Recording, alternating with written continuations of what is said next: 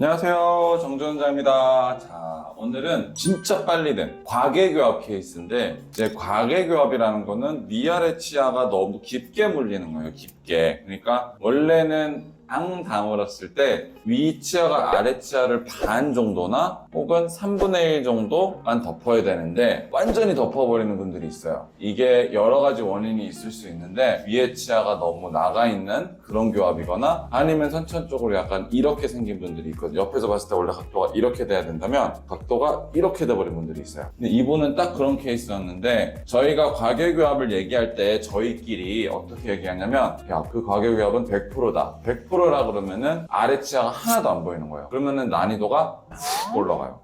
100%야? 그러면 긴장하기 시작해요. 이분이 딱 오자마자가 100%였는데 저 처음에 보고 와우 이분도 점점 좀 과계교합이 있어요 라고 하고 왔어요. 그러면은 이렇게 쓰러진 치아를 이 앞니가 앞에서 봤을 때는 이제 100%죠. 100% 아예 아랫니가 안 보였어요 이분은. 그래서 옆에서도 보면은 어떤 양상이면요 약간 이렇게 옥니처럼 이렇게 안으로 들어가 있는 양상이에요. 그러면은 이거를 이렇게 펴주면 되는데 여기서도 이제 여러 가지 방법이 있는데 만약에 입술이 너무 들어간 친구라면 내주는 게 좋겠죠. 근데 이미 입이 좀 나와 있고 나는 더 입이 돌출되지 않았으면 좋겠다? 그러면 뿌리를 이렇게 움직여야 돼요. 두 방향이에요. 머리를 내거나 뿌리를 뒤로 가게 하거나 두 가지인데 자, 이분 같은 경우는 어떻게 치료했냐면 옆에서 보시면 뿌리를 뒤로 가게 했어요. 그러니까 더 나오지 않게 이미 약간 환자분이 돌출기가 조금 있어서 나오지 않고 이렇게 됐어요. 과계교합이 치료하기가 상당히 어렵긴 해요. 왜냐면 생각해 보시면 깊은 거를 뼈 안으로 넣어야 돼요. 빼는 건 쉽지만 못을 빼는 건 쉽지만 박는 건 어렵잖아요. 그거랑 똑같은 원리인데 그래서 이분은 정말 말 그대로 시작하자마자 23개만 제가 만든 건데 자 보시면 우르르르르르 이렇게 올렸어요.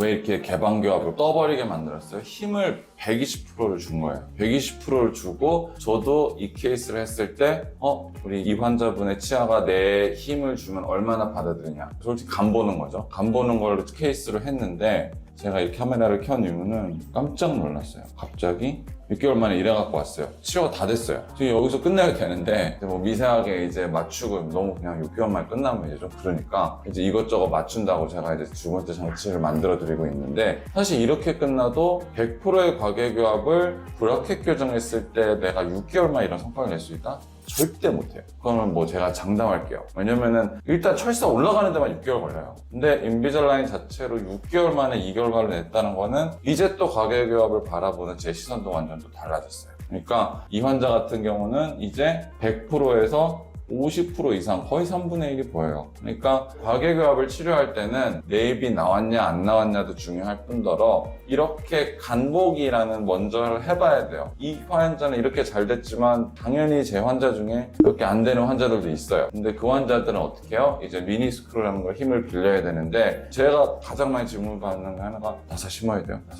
우리나라는 나사 중독이라고 제가 얘기했죠. 나사 중독이에요. 미니스크루 다 심어 무조건. 근데 심을지 안 심을지는 해봐야 돼요. 나 다르고 너 다르고 우리 모두 다 다르잖아요. 그러니까 저는 내심 처음 시작할 때 나사를 심어야 된다고 생각했는데 또 아니에요. 그러니까 일단은 방향성만 좋게 잡아서 치료를 해보고 그 다음에 나사를 심을지 안 심을지 과계교합을 치료할 때. 그리고 또 인비절라인이 좋은 게 하나가 과계교합이 심하면 이렇게 덮여 있잖아요. 이렇게. 그러면은 브라켓 교정은 여기다 뭘 붙이질 못해요. 그럼 이 안쪽에다가 이제 바이트 터보라고 이렇게 일시적으로 교합이 뜨게끔 하는데 그게 인비절라인에는 이 안쪽에 보시면 약간 계단 같은 바이트 램프라는 게 있어요. 이게 뭐냐면 딱 물었을 때 끝까지 물리지 않고 여기 바이트 램프라는 걸 물게 돼요. 그러면 어떻게 돼요? 이렇게 계단이 이렇게 있으면 물게 되면은 얘를 올리는 효과, 내리는 효과가 있어요. 이게 진짜 편해요.